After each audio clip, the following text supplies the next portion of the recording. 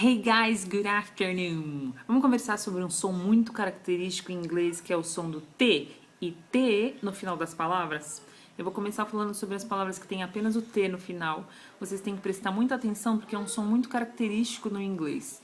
No português, a gente tem essa característica de explodir o som do T nas palavras, como em Tiago, Tatiane, te ligo depois, yes? Em inglês, isso não acontece quando o T e o T estiverem no final da palavra. Então, as primeiras palavrinhas que eu quero passar para vocês terminam em T apenas, yes? São elas: hat, hat, hat.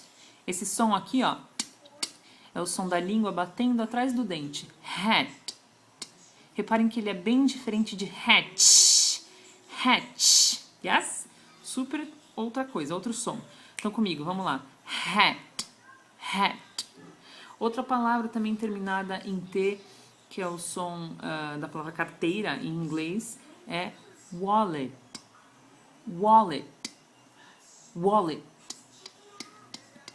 Yes? Treina bastante, que vocês vão ficar craques. E aí a gente tem duas palavras que terminam em TE. E uma característica importante das palavras que terminam em E aqui no inglês é que o E ele tem um som mudo. Então é por isso que o som vai terminar no T também. Apesar de ela terminar em TE, o som da palavra vai terminar sempre em T, porque o E vai ser mudo aqui nessas duas palavras que eu vou passar para vocês. Por exemplo, na palavra graduate, de graduar-se, fazer graduação, dependendo do contexto, ela vai ter um sentido diferente. Ela termina em TE, mas o som vai parar no T. Graduate. Graduate. Yes? Outra também super legal, que é aquela palavra que é o oposto de love, hate, odiar, ok? With me. Hate. Hate. Também super diferente de hate, hate, yeah? Hate. Hate. Pratiquem bastante esse som, ele é muito importante, ele pega bastante nós que somos brasileiros. Guys, é isso por hoje, eu espero que eu tenha ajudado com o vídeo de hoje.